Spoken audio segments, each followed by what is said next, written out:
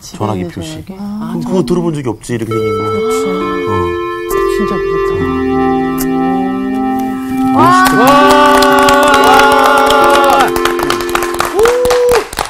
멋있어요. 네, 안녕하십니까. 안녕하세요. 뭐가 멋있어요? 올블랙. 올블랙. 왜 어울리기 쉽지 않네. 유닉도예요. 올블랙이. 잘 지내셨어요? 네. 네. 네. 오늘 복습을 정강호 학생이 예. 할 차례죠? 네. 예. 복습 좀 합시다, 우선. 네, 지난 시간은 누가복음 9장 37절에서 43절까지를 저희가 배웠고요. 이제 변화산에 올라가셨던 예수님과 베드로, 아들의 요한까지 같이 그 시간들을 보내고 내려왔는데, 나머지 제자들에게 이렇게 사역들을 맡겨놓은 게 있었고, 또 특별히 이제 어떤 아이가, 귀신에 들린 아이가 있었는데, 그 아이를 고쳐야 되는데, 고치지를 못해서 이제 그 부분에 대해서 예수님께 제자들이 능히 이걸 감당하지 못하더라, 이 부분들을 얘기를 하면서 예수님이 이제 믿음이 작은 세대들아 왜 이렇게 하지를 못하느냐라고 말씀을 하시고 이제 고치신 후에 이 제자들이 이 일을 감당하지 못한 것에 대해서 말씀을 해주실 때 그 마가복음 9장 말씀을 들어 설명해 주시면서 믿음이 적은 세대라고 하는 표현이 다른 표현으로 보면 마가복음에서는 기도하는 일을 하지 못하는 세대로 이게 좀 비춰지는 부분들이 있는데 기도 외에 감춰져 있는 게 있었다고 말씀해 주셨어요. 기도와 금식 이외에는 이런 종류가 나갈 수가 없다. 이 고쳐지는 행위가 기도와 금식 이외에는 될 수가 없다라고 하는 말씀이 금식에 대한 영역이 어떤 의미냐라고 말씀하실 때 금식은 마치 어떤 일이 우리한테 주어졌을 때 그 일을 전적으로 우리 힘으로 우리 능력으로 되지 않으니까 하나님께 완전히 의탁하고 맡기지 않으면 안 될 때 금식을 하게 되는 것처럼 기도도 어떤 것을 바라는 것이 아니라 하나님의 마음을 알아가고 전인격적으로 더 그분의 뜻을 배워가는 시간이 되지 않으면 안 된다. 그래서 기도 왜 이런 종류가 나갈 수 없다. 왜 종류를 말씀하셨는가까지만 제가 얘기를 하면 그 종류는 계속적으로 이제 다가오는 과거의 악보다도 더 악해지는 세상 속에서 예전처럼 했던 기도의 방식 정도로 안 된다는 거죠. 더 군대 귀신처럼 큰 악이 찾아올 때는 더 하나님께 의존하고 맡기는 그런 기도의 행위를 통해서 그 악한 것들을 몰아낼 수 있다. 뭐 이런 말씀해 주신 것 같습니다. 잘했다. 아이고 잘했다. 아니 랩을 하던 분이 아이고, 진짜 말이 그러니까 랩으로 해도 되겠어. 엄청 빠르시네. 오늘 수업 누가복음 31강 누가 큰 자입니까? 오늘은 이제 그 다음 순서로 누가복음 9장 44절서부터 50절까지 내용을 좀 다루겠어요. 네. 이렇게 하죠. 조수희 학생부터 두 절씩 가다가 한 절이 남을 거예요. 네. 그러면 전체가 한번 같이 읽는 걸로. 자, 우선 성경을 좀 읽읍시다. 네. 이 말을 너희 귀에 담아두라. 인자가 장차 사람들의 손에 넘겨지리라 하시되 그들이 이 말씀을 알지 못하니 이는 그들로 깨닫지 못하게 숨긴 바 되었음이라. 또 그들은 이 말씀을 묻기도 두려워하더라. 제자 중에서 누가 크냐 하는 변론이 일어나니 예수께서 그 마음에 변론하는 것을 아시고 어린아이 하나를 데려다가 자기 곁에 세우시고 그들에게 이르시되 누구든지 내 이름으로 이런 어린 아이를 영접하면 곧 나를 영접함이요 또 누구든지 나를 영접하면 곧 나를 보내신 이를 영접함이라. 너희 모든 사람 중에 가장 작은 그가 큰 자니라. 요한이 여짜오되 주여 어떤 사람이 주의 이름으로 귀신을 내쫓는 것을 우리가 보고 우리와 함께 따르지 아니하므로 금하였나이다. 예수께서 이르시되 금하지 말라. 너희를 반대하지 않는 자는 너희를 위하는 자니라 하시니라. 아멘. 같이 읽기로 했는데 혼자 읽는 거고 뭐 어떻게 된 거야? 어떻게 된 거야? 우리 향기 학생이 석절을 읽는 바람에 지금 상원 씨가 분량이 한 절만 읽게 돼서 함께 읽을 분량이 날아갔어요. 좋아요. 그러면 읽었으면 되니까. 괜찮아요. 괜찮아요. 또 쉬는 시간에 때리지 말고. 자, 오늘 이야기를 이제 우리 지난주 또 그 지난주 다루었던 이야기와 연결을 시켜야 됩니다. 네. 이제 주제는 누가 크냐의 질문이죠. 누가 크냐? 자, 여러분, 이 질문이 왜 나왔다고 생각을 하세요? 제자들 사이에 갑자기 조금 생뚱맞지 않습니까? 왜 이 질문이 나왔다고 생각을 하는지 한번 생각을 해보셔야 돼요. 왜 나왔을 것 같아요? 이들은 나중에 그 예수님께서 한 자리를 맡게 되시면 네. 아무래도 자기들한테 이 자리가 또 이렇게 무슨 뭐 국방부 장관 뭐 이것처럼 이렇게 다 나오지 않을까 해가지고 이제 가장 자기가 좀 어느 정도 오래 했고 크게 된 인물이면 제일 좋은 자리를 맡지 않을까. 네. 그런 의미에서 물어본 게 아닐까 싶습니다. 네. 이 누가 크냐는 그런 뜻이 분명히 있지만 네. 지난 시간과 연결을 시켜서 생각을 하라 그랬어요. 네. 네. 특별히 누가복음에는 이렇게 지리적 또는 장소에 관한 언급이 가능하면 생략돼 있어요. 없어요. 그렇죠. 그리고 이제 사건별 연결입니다. 그래서 지난 시간에 변화산이라고 불리는 이 변화산이라는 지명을 가진 산은 없어요. 설명을 위해서 후대에 학자들이나 독자들이 붙인 것뿐이지. 자, 변화산에 몇 명만 데리고 올라갔어요? 2명. 웬 또 2명이에요. 3명. 베드로, 야고보, 요한. 3명이죠. 12 중에 3사람만 데리고 올라갔단 말이에요. 게다가 이들은 산에서 엄청난 영적인 신비한 경험을 했어요. 네. 그렇죠? 예. 그리고 이제 산 아래 내려왔더니 이제 귀신에 붙잡힌 아들을 가진 외아들. 아버지가 남겨진 제자들에게 그 아이를 데리고 왔는데 전혀 쫓아내지 못했어요. 역사를 일으키지 못했어요. 네. 근데 이 제자들에게는 권능과 뭘 줬어요? 권위와 능력을 능력. 줬어요. 능력을 줬죠. 권위와 능력을 능력. 줬어요. 그런데도 귀신을 제어하지 못했어요. 자, 그러다가 뜬금없이 누가 크냐에 지금 이야기가 나왔단 말이에요.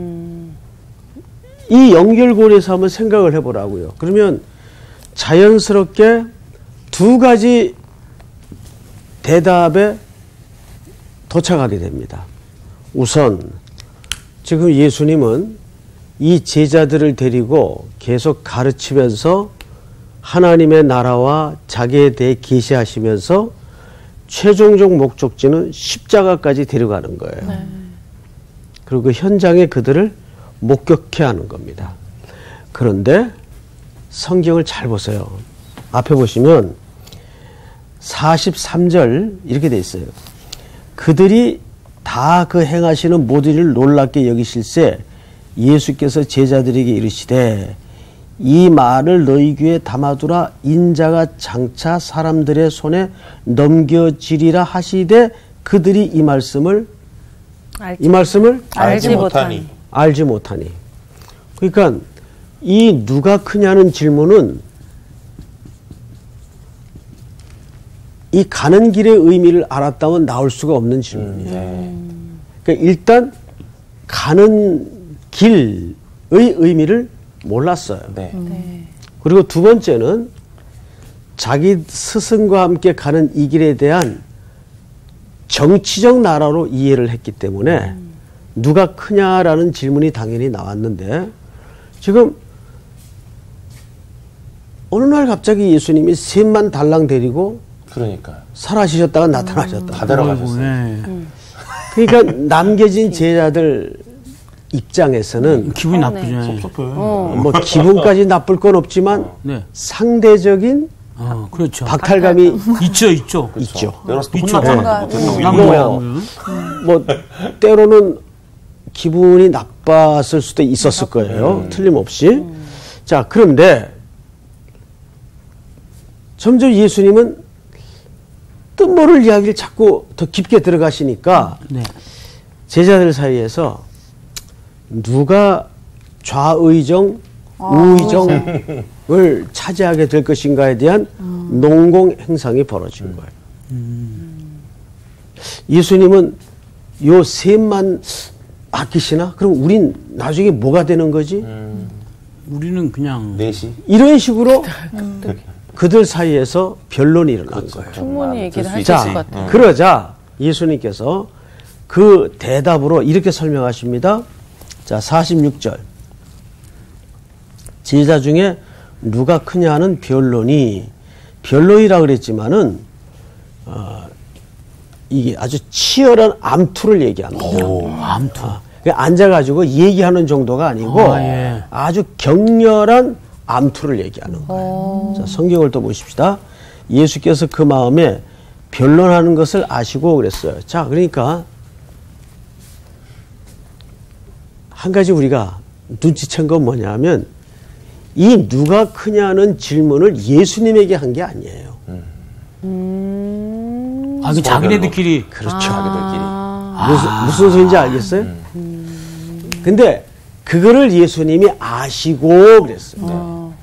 예수님에게 직접 물은 질문이 아니고 예. 그들의 의중을 예수님이 간파하셨다고. 네. 그럼 당연히 아셨겠죠. 네. 예? 그래서 예수님이 슬그머니 그들의 의중을 아시고 이제 어떻게 행동하시는가 잘 보세요.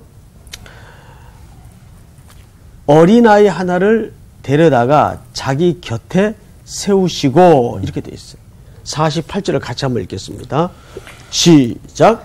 그들에게 이르시되 누구든지 내 이름으로 이런 어린아이를 영접하면 곧 나를 영접하며 또 누구든지 나를 영접하면 곧 나를 보내신 이를 영접함이라. 너희 모든 사람 중에 가장 작은가 큰 자니라. 예수님이 누구를 옆에 세웠죠? 어린아이. 예. 자, 지금부터 한 사람씩 네 사람 전부 결론을 듣기 전에 자기가 상식선에서 지금까지 배우고 듣고 생각해 왔던 바를 한번 그냥 답이 틀려도 괜찮으니까 한번 설명을 해보세요. 수희 학생부터. 왜 예수님은 갑자기 어린아이를 놓고 설명을 하셨다고 보세요. 자, 제자들의 속내는 누가 크냐 변론이 일어났던 것을 아셨어요, 예수님이. 그리고 한번 생각을 해보세요. 자, 간단하게 한 사람씩. 내 이름으로 어린 아이를 영접하면 그냥 지금 딱 드는 생각은 네, 지금 딱 드는 생각을 얘기하세요. 생각에서는 예수님이 오신 목적은 이 큰 자들을 위해서 온 게 아니라 쉽게 얘기하면 약하고 그러니까 어린 아이들까지 다 포함해서 그리고 가난한 자들 영접함이라고 그런 자들을 위해서 온 것이기 때문에 이 어린 아이를 세워놓고 이제 제자들에게 얘기한 거죠. 이 어린 아이를 영접하면 곧 나하고 뜻이 같은 어떤 그런 의미에서 이런 얘기를 하지 않았을까라는 어떤 생각을 아닌 것 같다. 표정이 안 좋아. 이게 뭔가 묘하게 그 느낌은 알겠는데 표정이 안 좋아. 못하겠는데, 그러니까 여기서 말씀하신 왜냐면은 이 제자들이 지금 난 사람들 앞에 넘겨질 거고 이거를 계속 말씀하시는데 못 알아들으니까 어린아이를 세우다가 이 아이를 영접하면, 그러니까 너희가 나를 믿고, 그러니까 나를 믿고 따르면 내 아버지 하나님을 똑같이 믿고 따르는 것이다. 내가 지금 비록 이렇게 지금 낮은 자들을 이렇게 하고 있는데, 그러니까 크고 작고가 중요한 게 아니라 모르겠습니다. 마무리를 못하겠어요. 내가 지금 두 사람만의 대답을 들어보니까 지금 느낌은 조금 아는 것 같아요. 제가 답을 말하진 못하는데, 자, 마저 두 사람 얘기 들어보고 우리 굳이 안 들으셔도 돼요. 우리 걸 좋아하는 거. 그냥 여기 가장 작은 자, 가장 큰 자다라고 말씀하신 게 힌트 같아요. 그러니까 뭐랄까, 내가 이 땅에 가장 작은 자를 위해 섬기러 온 것처럼 누가 크냐고 싸우지 말고 가장 작은 모습으로 섬기는 나를 좀 닮아서 제자답게 살아라, 뭐 이런 의미가 아니었어요. 그럼 어린아이가 가장 작다는 얘기예요? 그런 거야? 점점 어려워진다. 자, 패스. 조수희 학생. 저 마지막. 패스요? 아니. 저는 여기 어린아이를 영접하면이라는 거에서 약간 계속 모르겠어요. 근데 모르겠네요. 근데 그냥 우리가 어쨌든 모든 사람이 하나님 안에서 다 형제 자매잖아요. 그러니까 뭐 누가 예수님 따라 기도하러 가고 누구는 뭐 밑에서 어려운 사람들을 치유하고 뭐 이런 사역의 중요성이 아니라 니네가 이 땅에 있는 동안 무슨 일을 하던 그걸 위해서 하는 그 모든 일이 하나님을 위해서 하는 거다. 그 어린 아이를 영접하면 이게 다 우리 형제 자매잖아요. 어린 아이도. 그러면 예수님 믿는 것처럼 예수님 영접하는 자가 하나님 뭐 그냥 뭐 그런 느낌적인 느낌. 느낌적인 느낌. 오케이, 네. 됐어요. 그만. 자, 이 질문부터 다시 보십시다. 누가 크냐라고 물었어요. 그럼 이게 건 무슨 제가 큽니다. 자, 문법적으로 이건 무슨 급입니까? 네. 네? 문법적으로 누가 크냐? 비교급이죠. 아, 네. 네네.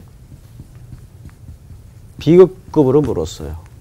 이제 우리말 성경에는 이렇게 나왔는데 이제 원문을 보면 최상급으로 물었어요. 최상급.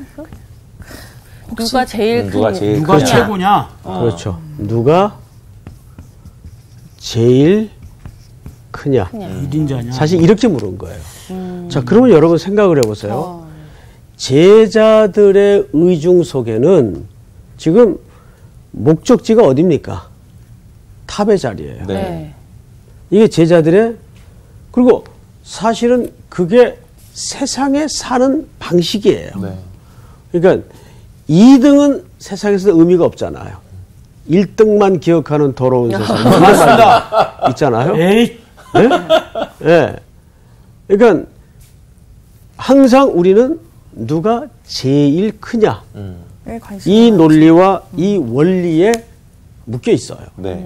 근데 제자들도 지금 주님이 꿈꾸는 나라가 저런 물리적인 나라로 생각하지. 이해를 하고 물은 거예요. 근데 그때 예수님께서 생뚱맞게 어린아이. 어린아이를 옆에 세웠어요. 네. 자, 근데 옆에 세웠다는 말이 무슨 말일까요? 잘 보세요. 본문을 곁에. 어린 아이 하나를 데려다가 자기 곁에 세우시고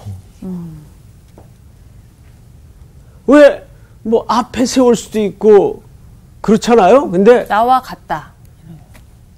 나와 같다. 네. 오. 함께 간다. 뭐. 여러분 어린 아이를 나다. 예수님이 자기 곁에 세웠어요. 네. 이 곁이라는 말은 우리 그 비유를 뭐라 그러죠? 비유? 파라볼레라 그래요. 파라볼레. 그러니까 파라볼레라는 말은 옆에 두다 그 뜻이에요. 그러니까 옆에 무언가를 둠으로써 말하고자 하는 진의를 드러내는 방식이에요. 예. 정확하게 자기 곁에라는 말은 파라 그 뜻이에요. 예수님 곁에 어린아이를 세웠어요.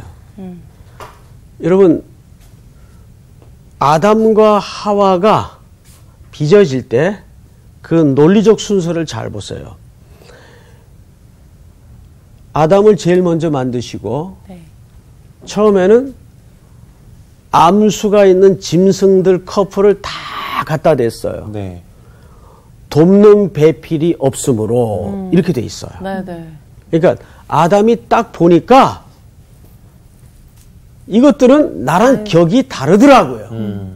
예?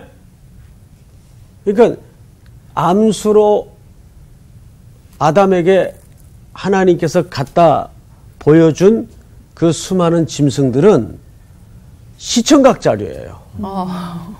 쉽게 얘기하면. 그러니까 아담으로 하여금 여러 가지 메시지를 준 거예요. 첫째는 보니까 그 중에는 나랑 격이 같은 돕는 배필이 없어요. 예? 네. 그리고 또 하나는 다 짝이 있어요. 네. 그래서 성경은 돕는 배필이 없으므로 이렇게 돼 있어요.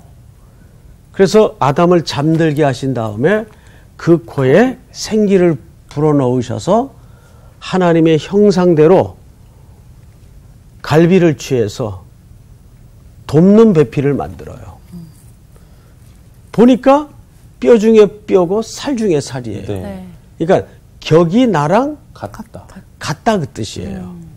그 말은 자 그럼 예수님께서 여기 어린아이를 자기 곁에 세운 데에는 예수님과 어린아이가 같다는 말이 아니에요.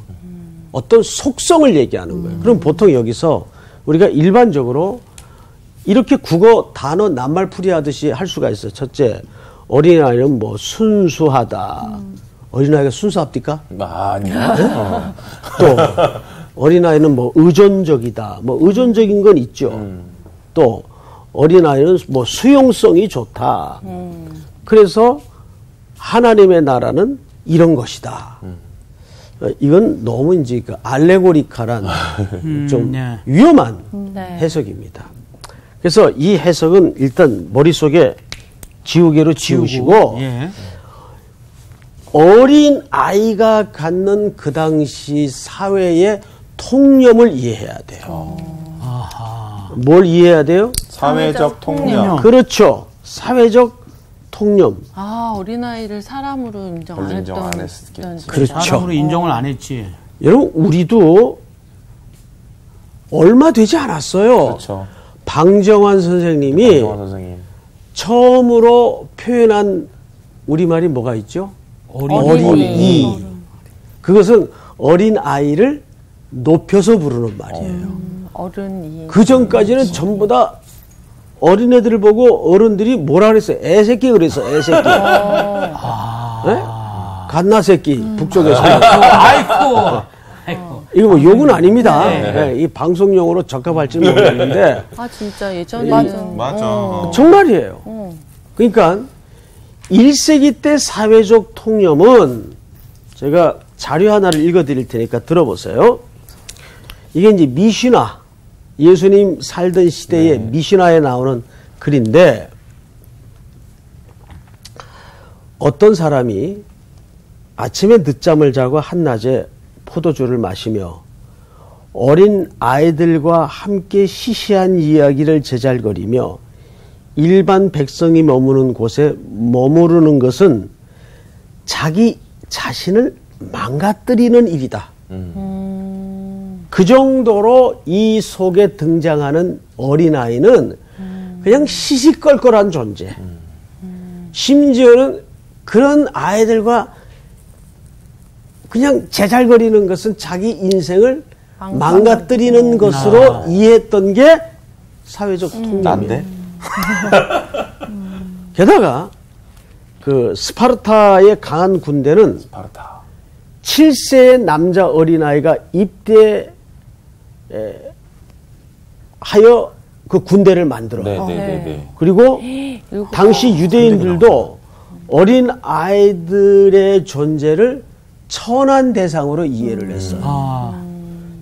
또 고대에 이 예수님 살던 시대에 그 이제 사람들의 그 사회적 그 보편적 개념을 몇 가지만 소개해 드릴게요. 고대 그리스에서는 요거 그리스에 관한 이야기입니다.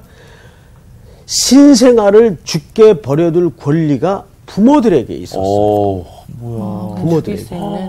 심지어는 여하 같은 경우에는 남아보다 더 천하게 취급을 당하거나 취급을 했어요. 뭐 사실 우리나라는 안 그랬습니까? 맞아요. 더 했죠. 게다가 낯선 사람이 노예를 삼게 데려가도 대수롭지 않게 생각을 했어요. 어린아이는. 예. 그러니까 사람들이 이렇게 깨어 있지 않으면 아주 미몽 상태에 있으면은 실제 그 사회적 통념이라는 게 그래서 무서운 거예요. 네. 어린아이에 대한 인식이 1세기 때는 그랬어요. 그러니까 거의 이게 반인간 취급을 한 거죠. 사람 취급을 안 한 거죠. 집에서 기르는 그냥 뭐 강아지 취급 정도. 이게 가능했던 그 당시 사람들의 인식 세계였단 말이에요. 그런데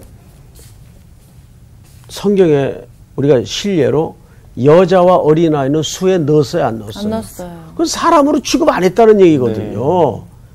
그러니까 그 어린아이를 예수님이 자기 곁에 세웠다는 것은 여기서 말하는 어린아이는 무슨 수용성, 순수함 이런 게 아니라 사회적 통념에서 이해를 해야 되는데 사회적 통념은 무가치한 것, 무가치한 존재.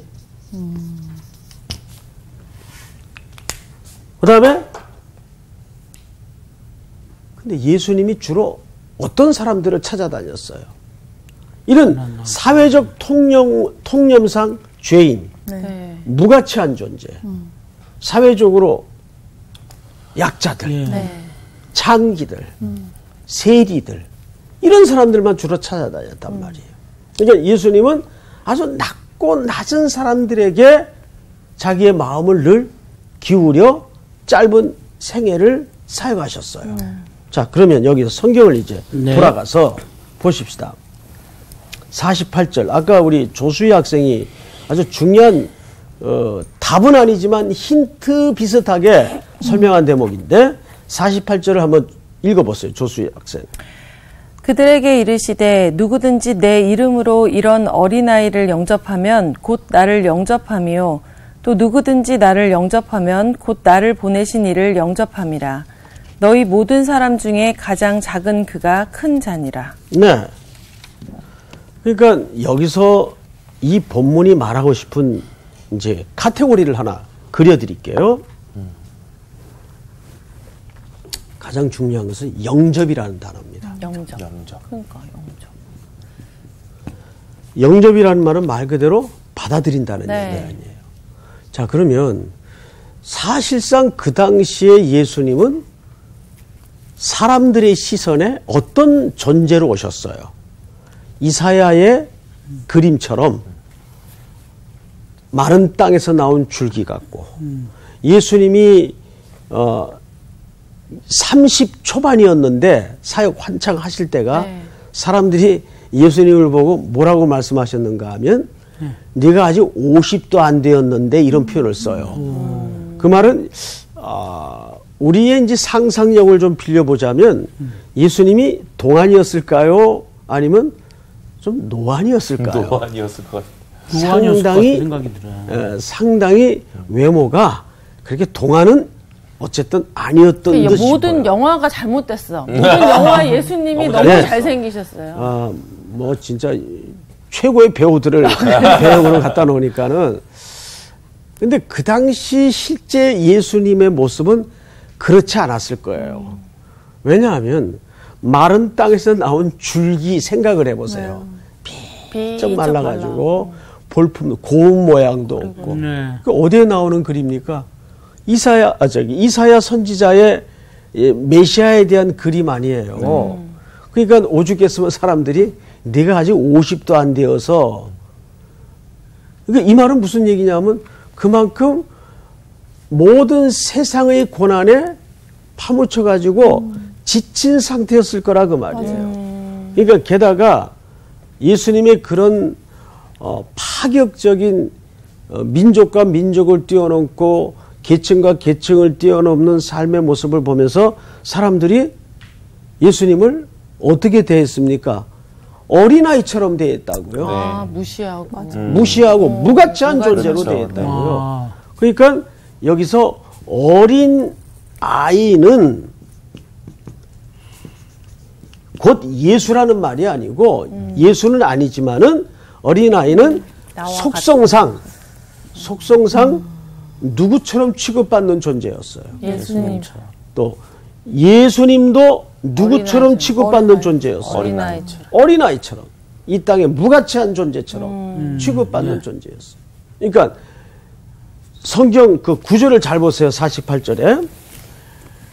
누구든지 내 이름으로 이런 어린아이를 영접하면 곧 나를 영접하며. 정확하죠? 네.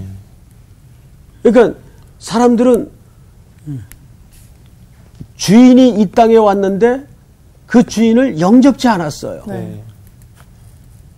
빛이 왔는데 어둠이 깨닫질 못했어요. 성경을 또 읽어보십시다. 곧 나를 영접하며 또 누구든지 나를 영접하면 곧 나를 보내신 이를 영접함이라. 그러면 예수님을 보내신 이는 누구십니까? 하나님. 여기서 하나님 아버지를 얘기하는 거예요. 네? 하나님 아버지. 이 가운데 가장 중요한 단어가 영접이라는 단어입니다.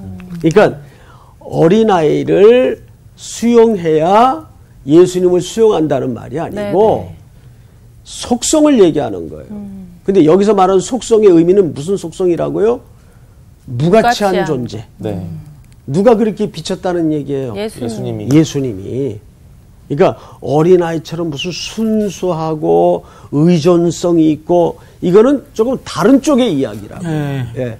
다른 본문에는 그런 의도로 하나님의 나라를 설명한 대목이 또 따로 있어요. 그러나 이 본문에서는 적어도 그런 얘기를 하는 게 아니라 사회적 통념의 개념에서 어린아이에 대한 이해를 그 당시에는 어떤 가치관을 가지고 했었나 이거를 우리가 주목해야 된다는 얘기예요. 자, 또 보십시다. 49절 우리 상훈 씨가 좀 읽어주세요. 요한이 여짜오되 주여 어떤 사람이 주의 이름으로 귀신을 내쫓는 것을 우리가 보고 우리와 함께 따르지 아니하므로 금하였나이다. 예수께서 이르시되 금하지 말라 너희를 반대하지 않는 자는 너희를 위하는 자니라 하시니라. 이 얘기는 참 굉장히 중요합니다. 이게 진짜 얼마나 역설인가 하면 어떤 사람이 주님의 이름으로 귀신을 쫓아냈어요. 네? 어떤 사람이. 그런데 난 수희 자매지 웃는 이유를 좀 알고 싶어. 왜 웃었어요? 아니 자기네도 못한 거를 한 사람이 있으면 그 사람이 이렇게 예수 이름으로 저렇게 행하면 이렇게 되는구나 해야 되는데 오히려 뭐야 우리 같은 제자도 아닌데 왜 저래 이러고 금했다는 것 자체가 본인들의 상태를 돌아보지 못하는 것 같아요. 그렇죠. 네. 그러니까 아이러니죠. 그러니까 이런 거예요. 귀신 못 내쫓은 12명이 귀신 내쫓은 한 명을 내쫓는 거예요. 그러니까. 이게 이제 종교성이에요. 이게 이제 우리 안에 웅크리고 있는 우리도 눈치채지 못하는 배타성입니다. 근데 이게 얼마나 이런 게 많아요. 우리 안에. 갖은 구분을 다 지어서 넌 아니야. 이렇게 되는 거죠. 근데 예수님이 아주 넓은 얘기를 하나 남겨놓으셨어요. 50절을 잘 보세요. 예수께서 이르시되 금하지 말라.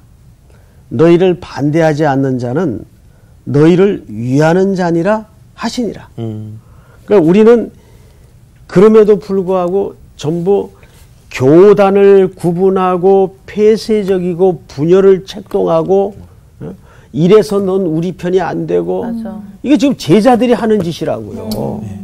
그 자기네들은 권능과 능력을 받았음에도 불구하고 귀신 하나 못 내쫓으면서 귀신 내쫓은 한 사람을 귀신 못 내쫓은 12명이 금한단 말이에요. 그러니까 그러지 말라 그 말이에요.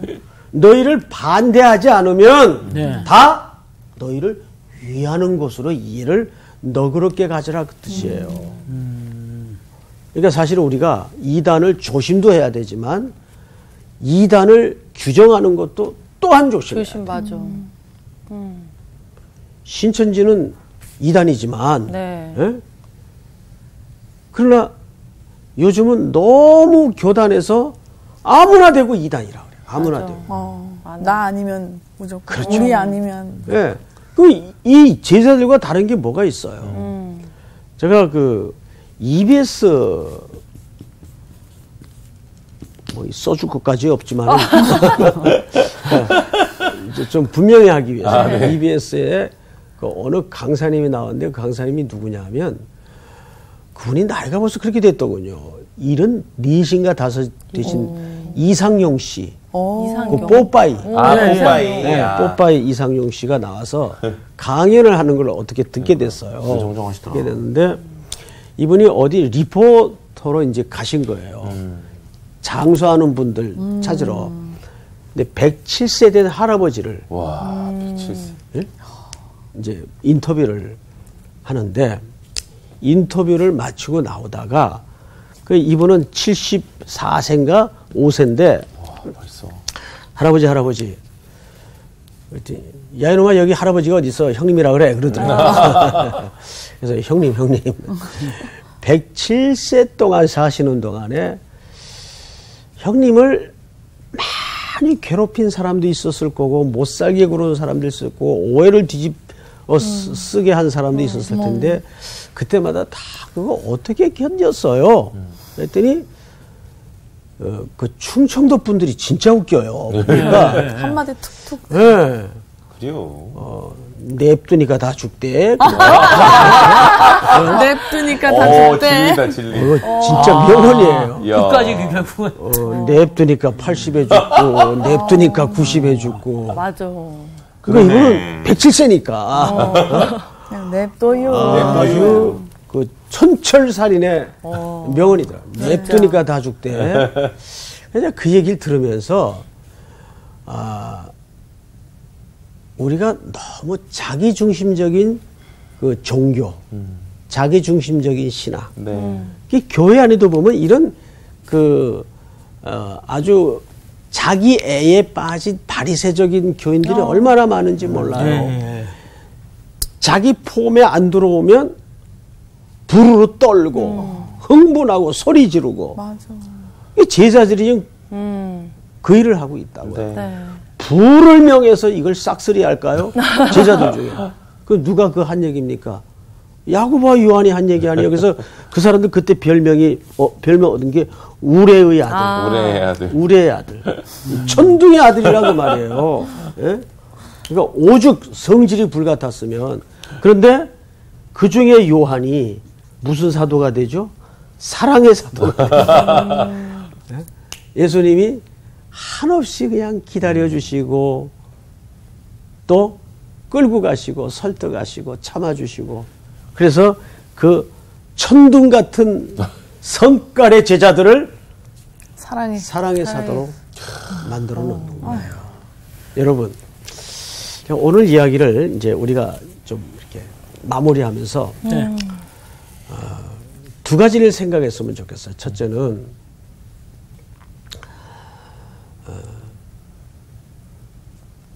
우리 눈에도 외모로 그 사람을 쉽게 판단할 때가 솔직히 있어요. 네, 많습니다. 너무 많아요. 야고보도 그것을 경계했죠. 좋은 옷을 입고 예배당에 들어오는 자, 손에 금가락지를 끼고 예배당에 들어오는 자는 이리 오십시오 하면서 예를 들어서 허름한 자 이런 사람들은 우리가 돌아보지 않는. 그러니까 그게 뭘까요? 그게 예수님이 지금 말한 영접의 문제예요. 네. 우리가 살면서 무엇을 영접하느냐가 그 사람의 삶의 태도고 가치관이잖아요. 네.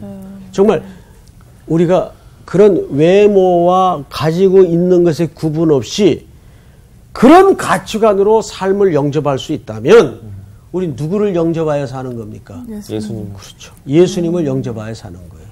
그런 삶의 태도를 가진 사람은 이 내면 안에 그런 민족, 어떤 교단, 이런 경계선과 구분이 있을까요? 없을까요?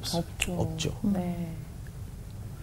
오늘 이 말씀이 우리 또 성서학당 우리 성도들뿐만 아니라 오늘 이 자리에 함께한 여러분들에게 삶의 아주 중요한 하나의 원리가 되어서 좀 이렇게 늘 마음을 가난하게 가지고 항상 그런 자들을 영접하듯이 예수님을 영접하는 삶. 그러니까 예수님을 영접한다는 것은 단회적으로 끝나는 문제가 아니라 우리 삶에서 매일 벌어져야 되는 일이면서 그런 자만이 마음의 모든 경계선이 무너지는 거예요.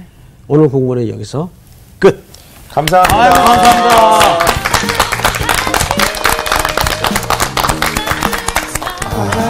우리도 똑같아. 맞아. 교회에서도 보면은 내면 깊은 곳에 꼭 그렇게 분리하고 나누고 그리고 본인이 막 뭔가 말씀을 깨달았어. 그러면은 막 맞아. 그거 적용 너 이렇게 안 하면 너 진짜 맞아. 큰일, 뭐 이렇게. 쟤는 저래서 막 이러면 자꾸 막 정죄하게 그런 거 있잖아. 되고. 목사님 말씀 들으면 이거 김 집사가 꼭 들어야 돼. 오늘 안 왔어. 맞아. 왜냐면 딱 말씀이 나한테 하나님 하시는 건데 꼭 들으면 누구 생각? 아이고, 꼭 묻지 않아. 꼭 설교 다시 들어. 막. 영상으로 꼭 보세요. 그게 문제야. 근데 신앙이 좋아질수록 더 너그러워져야 되는데 그러지 못할 때가 너무 많은 것 같아요. 어쨌든 그렇게 우레아 같은 우레 아들이라 불렸던 요한이 하나님 만나고 예수님의 말씀을 맞아요. 삶에 적용해 살다 보니 사랑의 사도가 된 것처럼 우리가 좀 이번 주 한 주간은 사랑으로 모두를 사랑의 조금 수위? 더 품을 수 있는 우리 가족들이 됐으면 좋겠습니다. 그럽시다. 네, 사랑의 사도가 되면 좋겠습니다. 와. 이번 주 퀴즈입니다. 예수님께서 영광스러운 모습으로 변화되실 때 나타나지 않은 사람은 누구일까요? 1번 모세, 2번 엘리야, 3번 이사야. 정답을 아시는 분은 CBS 성서학당 홈페이지에 정답을 올려주시거나 우편으로 보내주시면 됩니다. 선정되신 분들에게는 대한성서공회에서 발간한 성경 통독을 위한 최고의 자습서 성경 2.0, 세상을 바꾸는 복음 매거진 크리스채너티 투데이 1년 정기 구독권, 성서학당 선생님들의 저서 중 하나를 드립니다.